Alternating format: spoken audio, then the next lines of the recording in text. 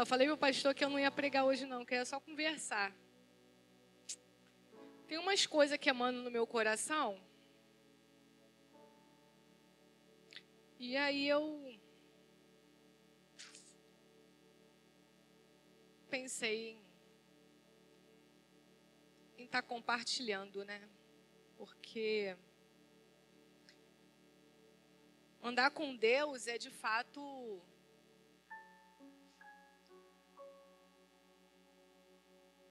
entender de forma diária quem Ele é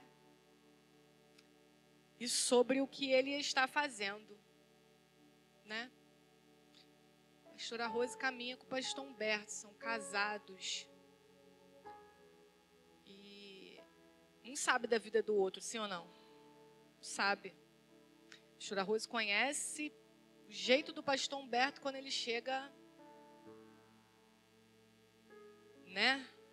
O pastor Humberto já conhece a pastora Rose quando ela, né? Aldirene e Alex já conhece quando... Aldirene já conhece o que o Alex gosta e o que o Alex não gosta. O Alex já conhece o que a Valdirene gosta e o que a Valdirene não gosta. A vida do casal é assim. Aí nascem os filhos. Os filhos vão crescendo naquele ambiente e começam a conhecer seus pais. Seus pais vão conhecendo seus filhos. E a gente vai criando o relacionamento. E aí, nesse relacionamento, você vai se construindo sobre o que um gosta, o que o outro não gosta, o que é bom, o que é ruim, o que agrada, o que desagrada. Quem gosta de conviver com uma pessoa que desagrada o tempo inteiro? Chato, né? Viver com alguém que desagrada o tempo inteiro. E aí, quando a gente olha esse nível de relacionamento que temos humano, a gente precisa caminhar por esse lugar e perceber que Deus, Ele é uma pessoa. Apesar de ser poderoso, forte, soberano, incomparável, grande, apesar de ser tão glorioso, apesar dele ser aquele que governa a terra, dono de tudo, criador do universo, ele é uma pessoa. E eu sempre me maravilho quando eu digo que o fato dele ser uma pessoa e ouvirmos quando cantamos aquela música que diz que apesar da glória que tem, tu se importa com a nossa vida. Então é olhar um Deus que está sentado em um alto e sublime trono, que se fez carne para habitar no meio de nós, para se fazer conhecedor para nós. Sabe? E aí a gente precisa entrar nesse lugar de buscar cada dia mais estar perto, estar junto da sua presença, entendendo quem Ele é, entendendo o seu propósito. E aí eu queria que você abrisse a sua Bíblia em Isaías. Eu ia começar por um caminho, mas vou começar pelo final e termino com o começo. Isaías, capítulo 53, é o texto da Santa Ceia.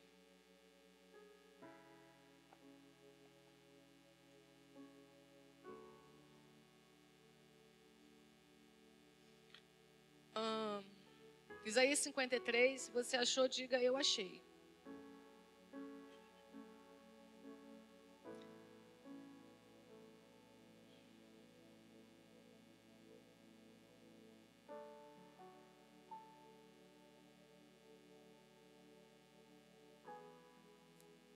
O texto diz assim: eis que o meu servo procederá com prudência. será exaltado e elevado e será muito sublime. Como pasmaram muitos à vista dele, pois o seu aspecto estava muito desfigurado. Mais do que a dos outros filhos dos homens. Assim causará admiração às nações e os reis fecharão a sua boca por causa dele. Porque aquilo que não lhes foi anunciado verão e aquilo que não ouviram entenderão. Quem creu na nossa pregação? E a quem foi revelado o braço do Senhor? Porque foi subindo como renovo perante ele e como uma raiz de uma terra seca. Não tinha aparência e nem formosura. Olhávamos, mas nenhuma beleza havia que nos agradasse. Era desprezado e o mais rejeitado entre os homens. Homem de dores e que sabe o que é padecer.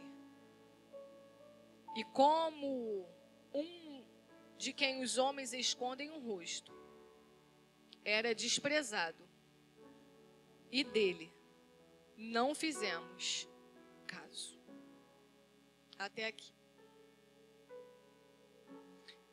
Esse era o final da mensagem, mas como eu comecei a falar sobre relacionamento, então vamos começar pelo final e terminamos com o começo. Esse texto, queridos, é uma profecia acerca da vinda de Jesus, sobre a trajetória que Jesus viveria na terra, sobre tudo que ele teria que viver para cumprir o propósito do Pai, em questão de resgatar exatamente o nosso relacionamento com Deus, o nosso relacionamento com a eternidade. E aí quando nós olhamos para essa descrição, para esse cenário aqui construído, e a gente pode tentar imaginar a pessoa de Jesus inserida aqui,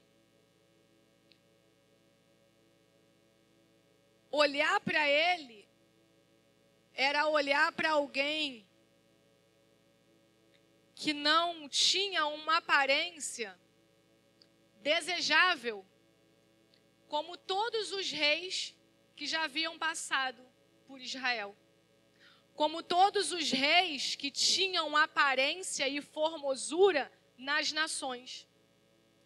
O texto vai trazer uma informação que Jesus, ele não veio como um homem de aparência e muito menos de formosura. E foi exatamente isso que fez com que ele não fosse desejado, como que ele não fosse alguém que Israel esperasse que seria o grande rei, como eles sempre viram que os reis tinham aparência, que os reis tinham formosura. Jesus estava nesse lugar em que as pessoas olhavam e ele não tinha na sua aparência nada que pudesse agradar ao olhar dos homens. E o texto continua dizendo, e é onde eu quero muito me apegar, que o texto vai dizer que Jesus, ele foi um homem de dores e que sabia o que era padecer.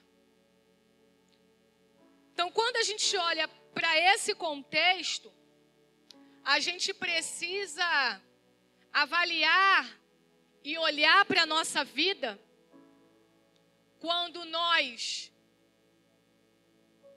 vivemos a nossa vida errante, temos uma humanidade decaída, vivemos em um corpo que manifesta, muitas das vezes, se não tivermos a presença do Senhor, o pecado. E aí, quando nós olhamos esse cenário de que ele é um homem de dores e que ele sabe bem o que é padecer, é ele construindo uma trajetória de resgate pela nossa vida. Uma história de resgate aonde a nossa alma estava designada ao inferno, aonde a nossa vida estava designada a uma vida de tragédia, a uma vida de perda, a uma vida totalmente sem a presença de Deus.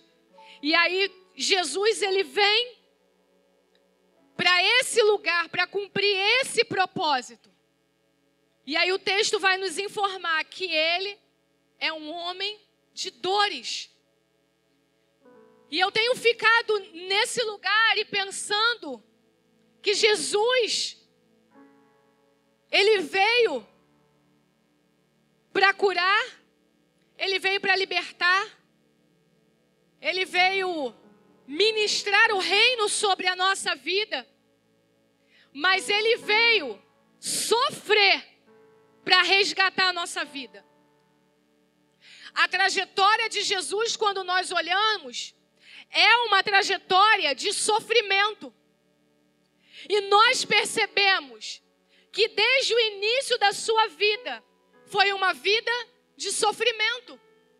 Porque quando a nossa vida, ela entrou em decadência lá no Éden, a nossa vida, ela se tornou uma vida de sofrimento. Por quê? Porque o pecado nos distancia da presença de Deus. E se nós não temos a presença de Deus, temos uma vida que vive sofrimento. Vamos ter uma alma que vive o sofrimento. Vamos ter uma mente que vive o sofrimento. Porque o que Jesus viveu foi sofrimento. Quando ele decide abrir mão da sua glória, quando ele decide abrir mão da presença do Pai e se permite ser gerado no ventre de mulher, o ventre de uma mulher que se constitui em uma humanidade decaída, pecaminosa, mas que estava vivendo para Deus. Alguém que estava na terra, que tinha consciência de pecado, que era Maria, mas entendeu quem era Deus na sua vida, a tal ponto de Deus olhar para ela e ver a capacidade que ela tinha como mulher de gerar o seu filho. Mas pare e pense, um Deus tão poderoso, tão glorioso, tão maravilhoso, tão excelso, agora tem que ser diminuído a habitar no ventre de uma mulher,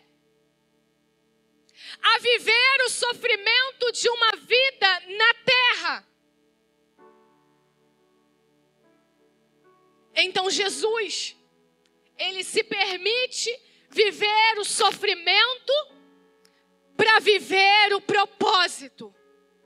Então a gente precisa ampliar a nossa mente, permitir amplitude nos nossos pensamentos, no nosso entendimento e na nossa consciência, de que o Evangelho de Jesus Cristo, ele é plenitude, ele é bênção, ele é abundância, ele é prosperidade, ele é provisão, ele é sustento, mas ele também é sofrimento. E eu não posso negar, porque a Bíblia que nós acabamos de ler diz que ele é homem de dores. E ele sabe bem o que é padecer.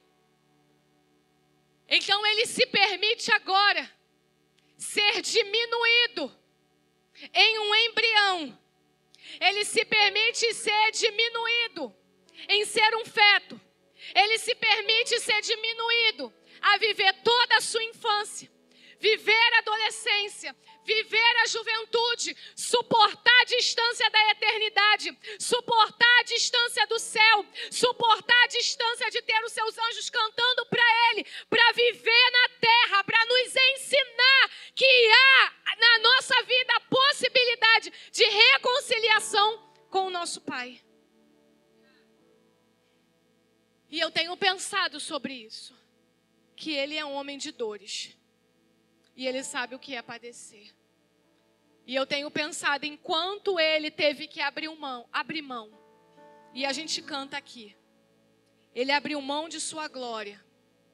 Sofreu no madeiro por mim. E a gente canta. Mas mais do que cantar no domingo, a gente precisa pensar nisso na segunda-feira.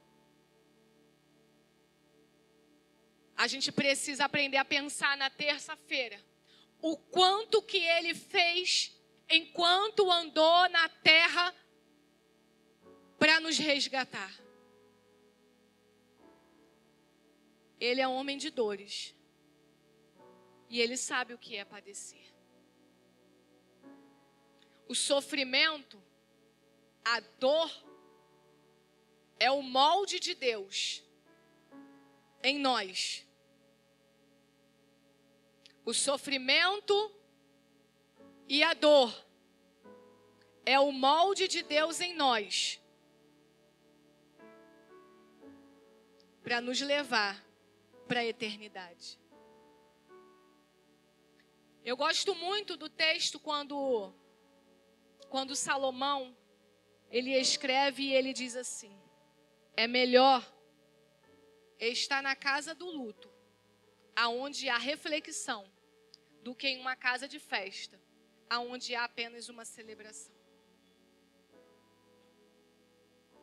E a verdade é que na casa do luto, a gente analisa muito a nossa vida. A gente analisa muito como estamos conduzindo a vida. A gente é automático parar e pensar que a vida é só um sopro, que a qualquer momento. E num dia de festa, a gente se regozija, a gente celebra, a gente agradece a Deus. A gente fica com a nossa alma transbordando. A gente vive intensamente aquele momento, a gente vê a fidelidade de Deus, a gente vê a abundância de Deus. Mas a alegria não dói. E existem coisas na nossa vida que só podem ser tratadas com a dor e não com a alegria. Existem coisas na nossa vida que só podem ser tratadas em meio à dor e não em meio à alegria. E a gente precisa entender a nossa vida como, de fato, um propósito. Você não pode olhar para a sua vida apenas como alguém que veio no culto do domingo entregar o seu louvor, entregar a sua adoração. A sua vida, ela é muito mais do que isso. Por quê? Porque você precisa cumprir um propósito. Você precisa estar olhando para a sua vida e entender o propósito que Deus tem com ela. Porque a nossa vida não é só sobre entregar o nosso louvor e a nossa adoração no domingo. A nossa vida, ela é uma vida com propósito. E você precisa olhar para a sua vida e sair daqui hoje decidido a olhar a sua vida de uma forma diferente na segunda-feira. Decidir a olhar a sua vida de uma forma diferente na terça, na quarta, na quinta, na sexta, no sábado. Para então chegar aqui no domingo. Para então ter a percepção de como os teus dias e a tua semana precisa ser moldado dentro da programação e da agenda de Deus. Porque nós estamos vivendo como igreja um tempo, e eu me lembro bem que há uns domingos atrás, o ministro estava no altar pregando, e ele disse: Deus está pedindo, rasgue a sua agenda. Por quê? Porque nós estamos projetando e cronometrando, e parece que as coisas dos acontecimentos de agora, se der, eu coloco Deus na minha agenda. Se der tempo, eu coloco Deus aqui. Se der tempo, eu oro. Se der tempo, eu leio a Bíblia. E a nossa vida que conhecemos ao Senhor não é sobre isso. A nossa vida é sobre, de fato, viver os nossos dias sendo determinantes no propósito que Ele tem para nós. E aí, olhando para esse lugar de saber que Ele é um homem de dores, nós estávamos aqui na terça-feira na sala de oração e nós começamos a cantar um louvor. E quando nós começamos a cantar um louvor, algo começou, a palavra que dá base para esse louvor, para essa música, começou a vir dentro do meu coração e eu fiquei muito a semana inteira queimando no meu coração. E aí o Senhor me fez lembrar da vida de Elias. E quando a gente olha para a vida de Elias, a gente vê de fato um homem que decidiu viver para Deus e cumprir um propósito. E talvez pareça um pouco radical a fala do rasgue a sua agenda, mas você vai entender até o final dessa mensagem a construção desse lugar. E aí quando a gente olha para o cenário da vida de Elias, Elias estava vivendo dentro de um tempo onde era um reinado de um rei que estava vivendo totalmente uma decadência espiritual e levando todo aquele povo a viver uma decadência espiritual. E Elias aparece exatamente nesse cenário. E o que eu me atentei e fiquei olhando foi que não está muito diferente dos nossos dias. A decadência espiritual, o declínio espiritual que as igrejas estão vivendo, que o povo está vivendo. Quando olhamos a trajetória da igreja nesses dias, nós percebemos que o evangelho está se falando mais da necessidade do eu do homem do que entender o propósito da vida do homem sobre aquele que é homem de dores e sabe bem o que é padecer. Porque a vida não é sobre nós, a vida é sobre quem habita em nós.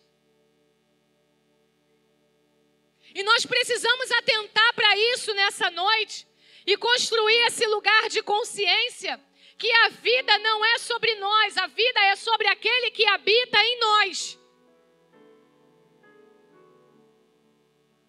E eu me atentei a esse cenário da vida de Elias. E o texto vai dizer que ele vai diante de Acabe, que era o rei, e ele libera uma palavra. E o interessante,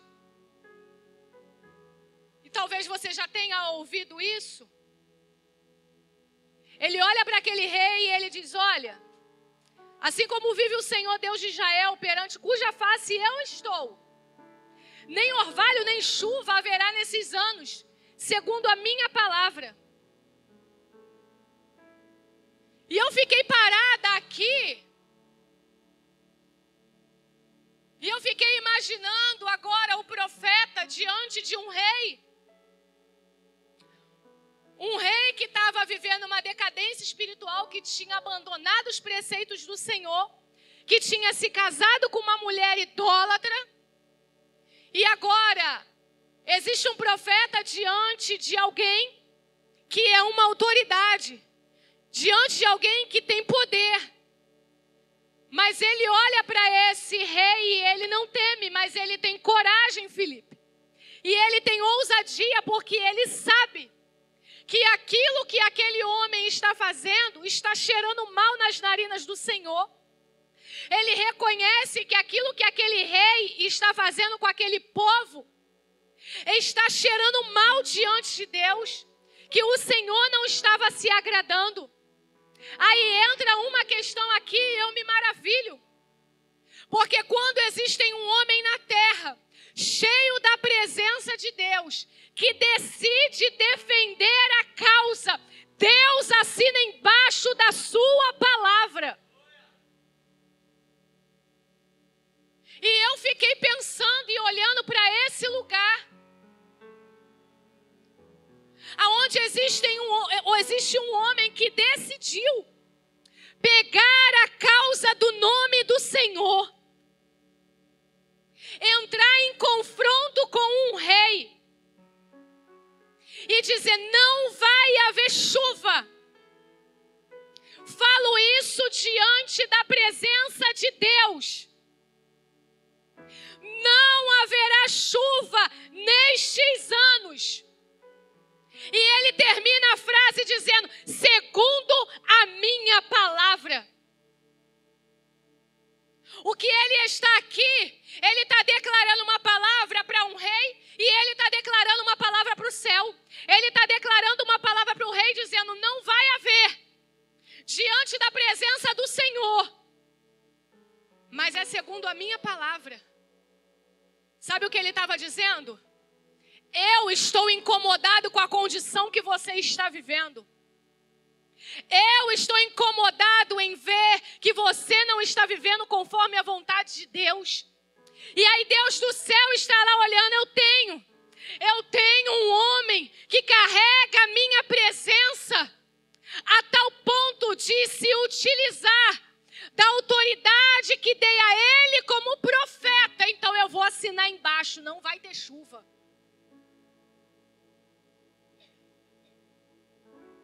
Deus está em busca nesse tempo. Deus está em busca na nossa geração de homens e mulheres que não suportam ver o declínio espiritual de alguém e sorrir para esse alguém. Deus está à procura de pessoas que veem outras pessoas vivendo imoralidade e já não suportam mais ter convívio com esse tipo de pessoa, mas decide liberar uma palavra de confronto. Deus não nos chamou para ser amigo do mundo, porque aquele que é amigo do mundo é inimigo de Deus. Não tem como você caminhar com alguém que vive imoralidade. Não tem como você caminhar com alguém que vive declínio espiritual. Não tem como você olhar para alguém que não tem comprometimento com o reino, que não tem comprometimento com Deus, e chamar de amigo.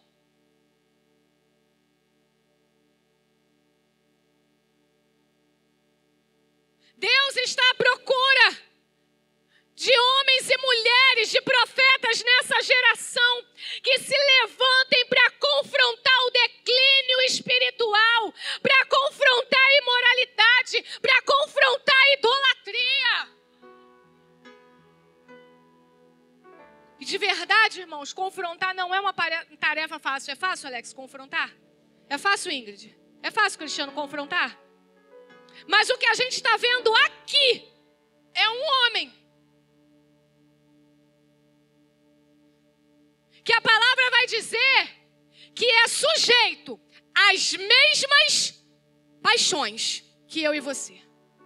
Então Elias não tinha nada mais e nada menos do que a gente tem ou do que a gente vive. Ele não era nem maior e nem menor que eu e você. É carne e osso como eu e você, mas decidido a viver um comprometimento com Deus, a viver um comprometimento com aquele que entregou uma autoridade sobre ele. Então Deus está dizendo, ei, use a autoridade que lhe foi confiada. Pastora, qual a autoridade que me foi confiada? De ser discípulo. Qual foi a autoridade que me foi confiada? Ser casa de Deus. Qual foi a autoridade que me foi confiada? Viver uma vida de santificação. Qual foi a autoridade que me foi confiada? Ide fazer discípulos. O cenário aqui é de alguém que confronta. Você vai entender. O texto discorre. E o Senhor diz, vai para o lado oriental, vai pela fronteira do Jordão, tem água lá, tem corvo que eu ordenei para te alimentar, vai para lá. Depois, a torrente seca, não chove, ele dá uma ordem para a viúva sustentar ele, você conhece a história. Ele vai para a casa da viúva, ele se hospeda na casa da viúva. O filho da viúva adoece. O filho da viúva morre. E Elias está lá. E Elias não abandonou o projeto.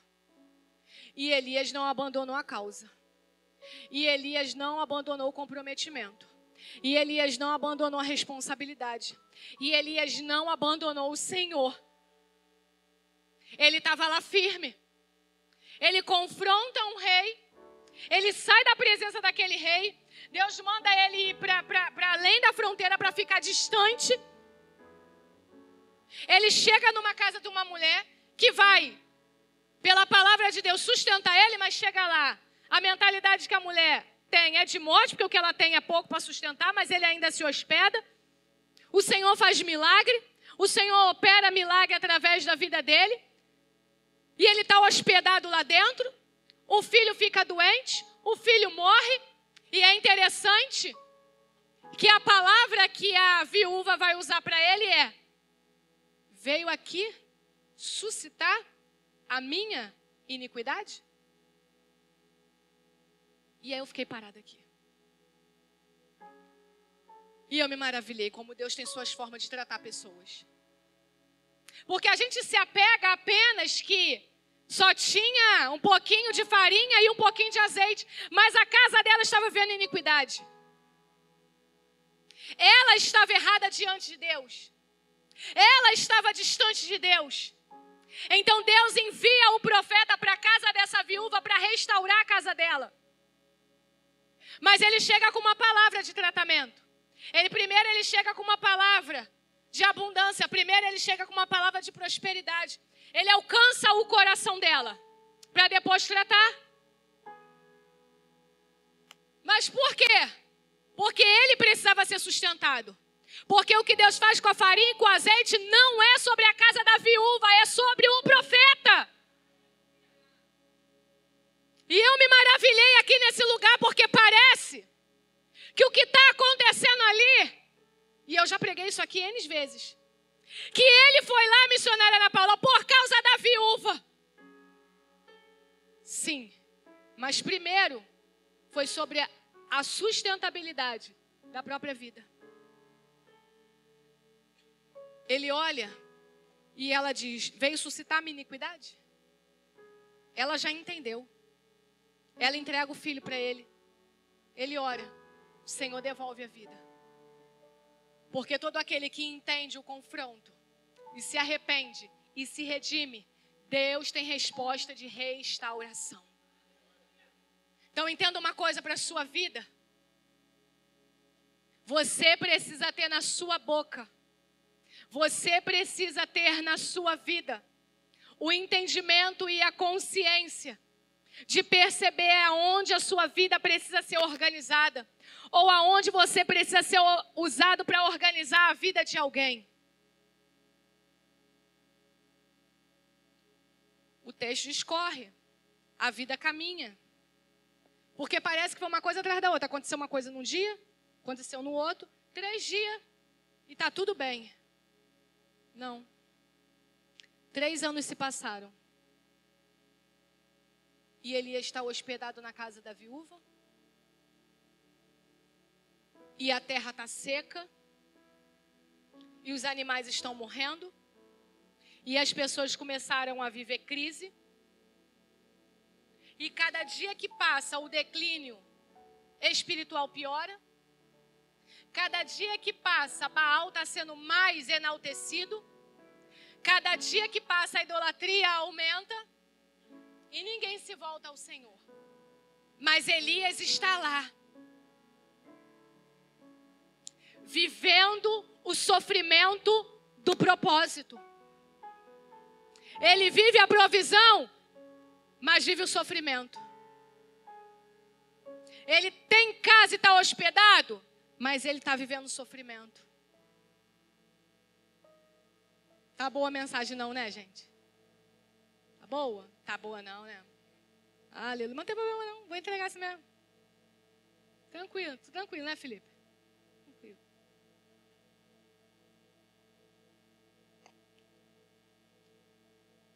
Passa os 3 anos, Elias reaparece. Eu estou encurtando aqui, tá, irmão? Depois você lê em casa.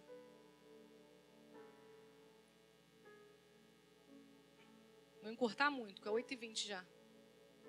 O pastor falou para me entregar o microfone antes das 9.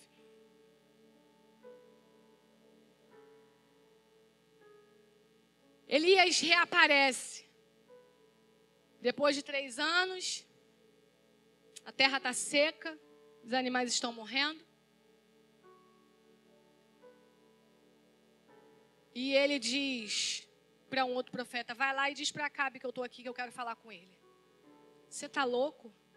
Ele te procurou por todos os lugares. Enviou pessoas à sua casa por todos os lugares. Você acha que eu vou na presença dele? Ele vai me matar. E ele diz, fica tranquilo, vai lá. Porque quem tem a presença, cumpre o propósito. Quando Elias chega, Acabe olha para ele e diz, veio nos perturbar? Veio nos perturbar mais uma vez? Veio nos inquietar mais uma vez? Veio perturbar a nossa vida. A gente já estava pensando que estava livre de você e você reaparece de novo aqui para nos perturbar. Porque a presença de quem carrega a presença perturba quem não tem a presença. E você precisa desejar muito, carregar tanto da presença, a tal ponto de inquietar pessoas que não têm a presença. A inquietar pessoas que estão vivendo declínio espiritual e moral. O seu confronto diante de Acabe lhe deu um título de perturbador de Israel. E eu fiquei pensando quanta disposição, quanta ousadia, quanta coragem teve o profeta ao confrontar o rei. E a pergunta nessa noite para nós é: qual título você tem carregado quando as pessoas olham para você? Você está preocupado com o título que você carrega quando as pessoas olham para você? Porque o título de Elias ao andar por Israel era o perturbador. Porque Acabe liberou isso. Então outras pessoas viam ele também como o perturbador.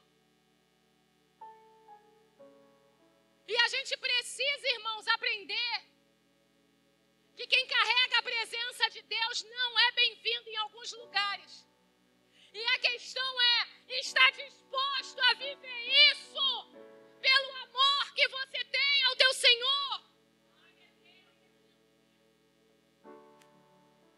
O quanto estamos dispostos a perder pessoas, a perder lugares, a perder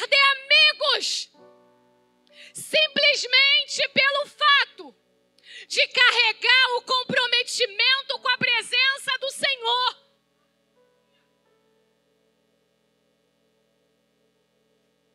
O texto caminha. O texto vai nos levar ao confronto agora que ele vai ter. O texto agora vai nos levar ao confronto no Monte Carmelo, quando a crise do lugar era a falta da água. E aí ele quer levantar um sacrifício. Irmãos, vem aqui comigo. O que precisa para fazer sacrifício? Um cordeiro, lenha e fogo. Aonde precisa de água para fazer sacrifício? Qual foi a vez que você viu Abraão levantar um sacrifício e pedir água? Todo sacrifício precisa de cordeiro, lenha e fogo. Tô certa, mestre? Mas Elias agora ele quer fazer algo diferente. Ele quer agora se utilizar da crise existente para manifestar o poder de Deus. E ele vai pedir, eu quero água, eu quero que façam covas aqui para encher de água. E desde quando, irmãos, fogo lambe água? Pelo que a gente sabe, pelo natural da vida, a água lambe o fogo. Mas Deus faz tudo diferente. E ele está comprometido. E ele está tão comprometido que ele vai pedir água e Deus vai honrar ele mais uma vez. Vai queimar o sacrifício. O que vai acontecer aqui é sobrenatural. As pessoas se maravilham, caem rosto em terra. A história decorre. Alguns profetas de Baal morrem. Jezabel fica irritada. Procura tirar a vida dele. Aqui eu quero chegar, caminhar para o meio e encerrar. Eu pincelei a história de Elias para você. Pincelei para nós.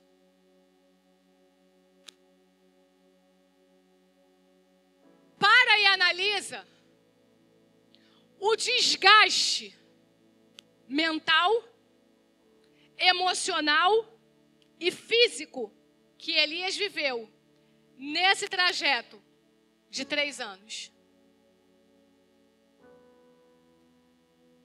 Pensa no desgaste físico, mental e emocional que ele viveu, confrontando um rei, saindo da presença desse rei, atravessando uma fronteira, vivendo à beira do rio, sendo alimentado por corvo, vivendo ali sozinho.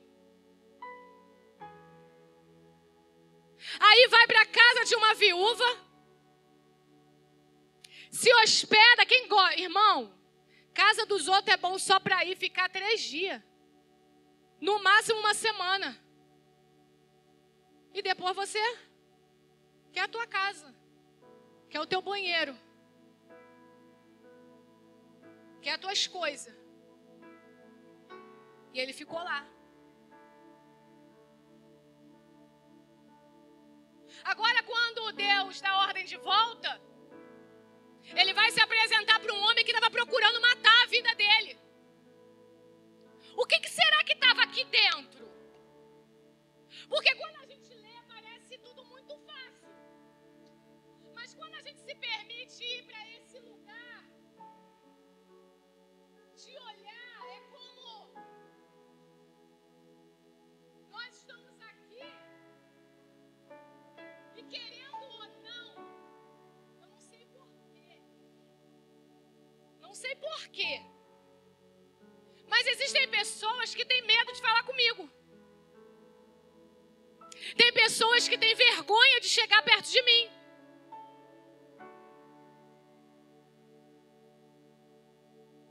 Aí a gente vai olhando, você lá na sua empresa, que quando você vai falar com o seu patrão, o coração quase sai pela boca. Quando você vai falar com o seu chefe, a sua perna bombeia. Estou falando alguma coisa errada, gente? Agora esse cara chamado Elias foi diante do rei de uma nação confrontar ele não foi falar de bênção, ele não foi dar um abraço apertado, ele não foi levar um convite para uma festa, ele foi olhar na cara daquele homem e dizer: você está errado. Ele foi olhar para a cara daquele rei e dizer: olha, o que você está fazendo não está agradando ao Senhor. Imagina como ficou a mente dele. Imagina como ficou aqui a alma dele, os sentimentos dele. Eu não sei se você já viveu a experiência de confrontar alguém em alguma coisa. O sentimento que nos assola muitas das vezes é de desespero. É de medo.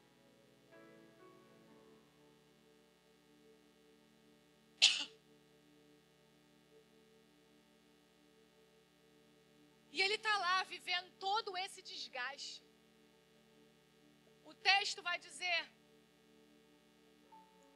que quando ele escuta que Jezabel vai procurar para matar ele, ele tinha acabado de fazer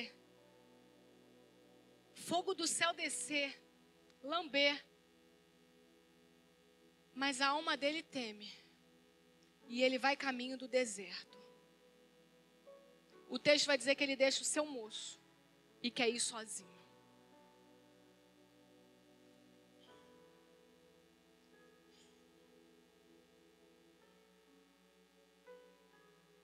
Pastor, o que isso tem a ver com a minha vida? Só se você quiser ser levado a esse lugar de entendimento. O quanto você está disposto a sofrer pelo homem de dores, a cumprir o propósito dele na terra.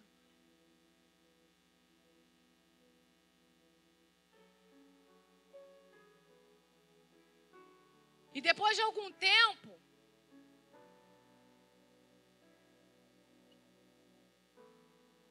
eu fui entendendo todas as questões que eu não sei, mas eu acho que para Deus ter sido redundante em repetir a um outro ministro a minha fala na mensagem, na nossa conferência, ficou uma interrogação então na cabeça de pessoas e Deus quis responder. Não é sobre a minha vida, é sobre o que Ele está fazendo na minha vida para que alcance a vida de outras pessoas. E assim como a vida de Elias foi deixada aqui como exemplo, a minha vida, ela é um exemplo. E aí eu percebo aqui, nesse lugar, a permissão de Deus em Elias ser ferido por esse desgaste, para ir para esse lugar deserto, para ir para debaixo de um zimbro, para olhar para a vida dele e pensar: já fiz tudo o que eu tinha para fazer, já cumpri o meu propósito, que o Senhor possa já me resgatar, já quero a morte porque já vivi e já cumpri. E o que nós precisamos aprender é que quando Deus, Ele tem uma nova estação, quando Deus tem um novo ciclo, quando Deus tem uma unção nova para derramar, quando Deus tem algo poderoso para fazer, quando Deus tem algo grande para fazer, Ele vai nos levar nesse nível de desgaste. Para quê? Para ferir o quê? O nosso eu. Para abater o nosso eu. Para nos levar de volta ao entendimento sobre aquilo que Ele quer fazer na nossa vida. E nós nós, David, precisamos estar dispostos a entrar nesse lugar de dor, de sofrimento. Porque nesse meu processo o que eu fiquei pensando foi: quem sou eu para não querer viver as dores do Evangelho? Se o próprio propósito se manifestou para viver dores. Quem sou eu para dizer: não quero sofrer, não quero passar por isso, não quero viver isso? Não foi uma tarefa fácil, mas foi a experiência, Luana, mais incrível que eu vivi em toda a minha vida com a presença de Deus. Pastora, você está falando e parece que isso não tem nada a ver com a minha vida. Então é a hora de você se levantar e despertar para dizer: eu ainda tenho sede, eu ainda tenho fome. Fere o meu coração com uma ferida, porque eu quero entender esse lugar.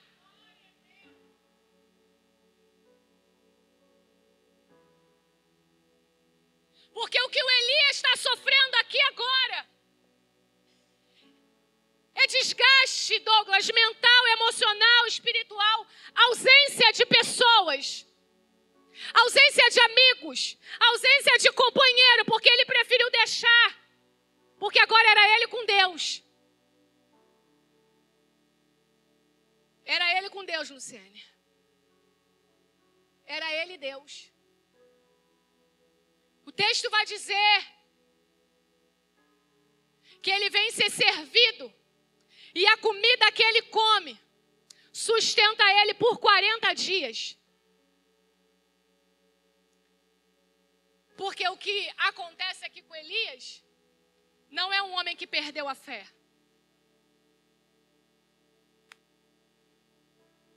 Não é um homem que se entregou ao declínio.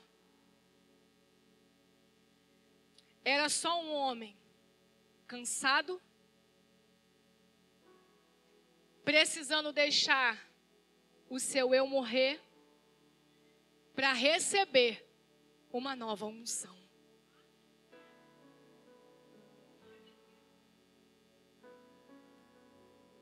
Aleluia. Vou ter que correr muito agora. O texto diz que ele come, ele caminha, mas ainda assim, Ingrid, ele entra dentro de uma caverna. Estou simplificando bastante. E o Senhor entra dentro da caverna e pergunta: Elias, o que tu está fazendo aqui ainda?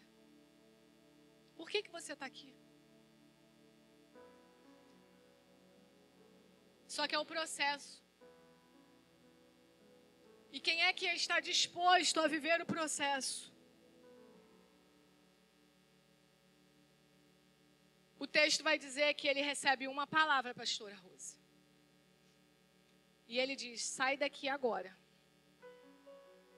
Vai. E unge Jeú como rei. E Eliseu como profeta em teu lugar. Quando eu olhei isso aqui, eu percebi que para todo sofrimento tem um propósito. E você precisa descobrir a causa. E entender se a causa que você sofre é sofrimento pelas tuas próprias escolhas ou é por causa do comprometimento que você tem com o reino. Porque existem sofrimentos que é as nossas escolhas, os nossos caminhos, as nossas decisões. Mas aqui no caso de Elias era comprometimento. E o texto vai dizer, e eu fiquei atenta, que a palavra que Deus libera para ele é: você vai sair daqui agora, você vai ungir uma autoridade governamental e você vai ungir uma autoridade espiritual. Porque tem algo novo para acontecer na minha nação.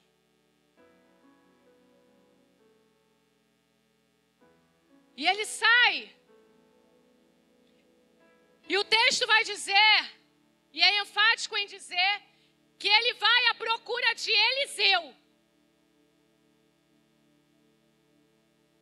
E quando ele chega na casa de Eliseu, Eliseu está trabalhando. Eliseu não está à toa. Só que o texto diz que ele pega a capa, ele joga sobre Eliseu e ele vai.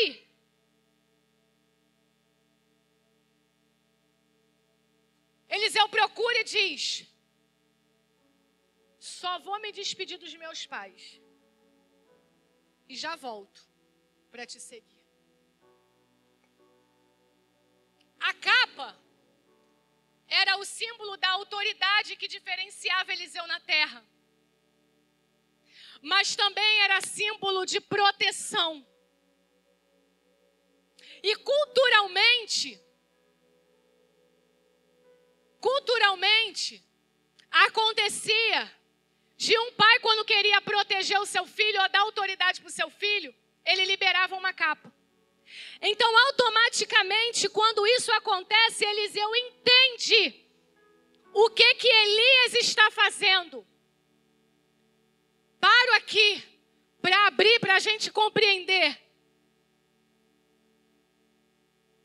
Eliseu era só um agricultor, lavrador. Não, outra palavra. Que cuida dos animais. É isso daí, vocês entenderam. Ele estava lá cuidando. Mas qual o sentido? Quem era Eliseu? Quem era Eliseu na história de Israel? Quem era aquele homem, Marina, na história de Israel? Era um homem que vivia com seus pais e estava cuidando dos bois. Não entendi, pastora. Deus não erra a cabeça de ninguém. Deus conhece a tua casa, Deus conhece teu endereço, Deus conhece teu quarto, Deus conhece a tua televisão, Deus conhece o teu telefone, Deus conhece teu Instagram, Deus conhece teu Facebook, Deus conhece teu WhatsApp, Deus conhece tudo da tua vida. Pastora, por que Deus não me achou ainda? Porque provavelmente você não está pronto como Eliseu estava. Porque o que me chama a atenção aqui é o comprometimento que Eliseu tinha com Deus. A tal ponto de entender o chamado apenas com um sinal. Se ele chegou perto de mim, Deus está me chamando. Sabe que nós precisamos atentar? Quem é que está perto de nós? Quem é que está dando sinais de investimentos na nossa vida? Quem é que está dando atenção para a gente? Elias prontamente queima os seus bois, oferece em sacrifício, se despede dos seus pais e simplesmente vai. E simplesmente vai. Porque ele aceita o que Deus quer fazer na vida dele. Eu não tenho mais tempo, então eu vou fechar aqui. Deus liberou uma palavra, ou melhor, Deus tem uma promessa para essa casa. E avivou essa palavra na conferência.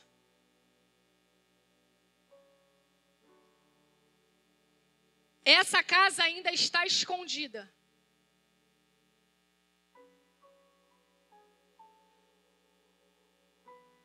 Esse lugar ainda está escondido.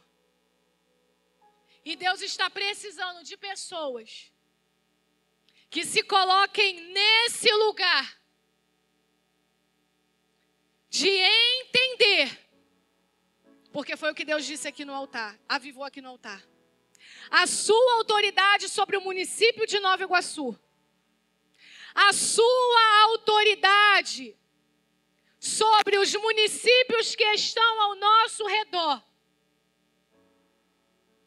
O Senhor está precisando nesse tempo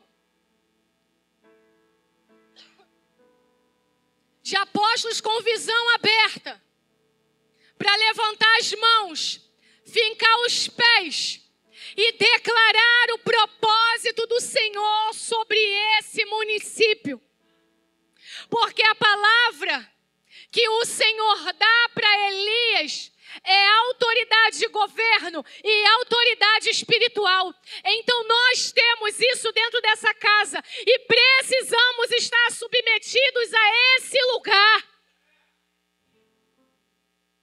Precisamos nos colocar nesse lugar, a parar de olharmos para a nossa vida apenas e entendermos que a nossa vida, ela não é maior do que o propósito, mas o propósito é maior do que a nossa vida.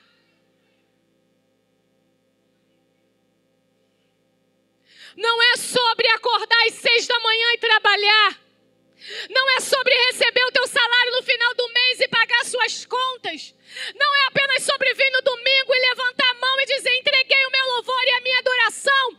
É sobre ter uma vida que se inspira. É ter uma vida que se importa com aquilo que importa para o Senhor. É olhar ao teu redor e pensar e saber: Senhor, o que está cheirando mal? Aonde eu posso denunciar? Aonde eu posso me posicionar? Aleluia.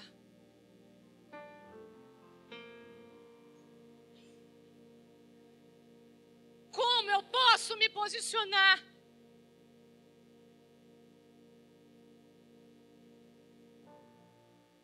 Aleluia. Não é apenas só sobre cantar aqui. É sobre falar: Senhor, fere. Se eu não entendi ainda, me fere para eu entender. Se isso para mim não está claro, então me fere para eu entender. Mas precisamos viver o propósito. Porque o nosso Cristo é homem de dores e sabe muito bem o que é padecer. Fica de pé.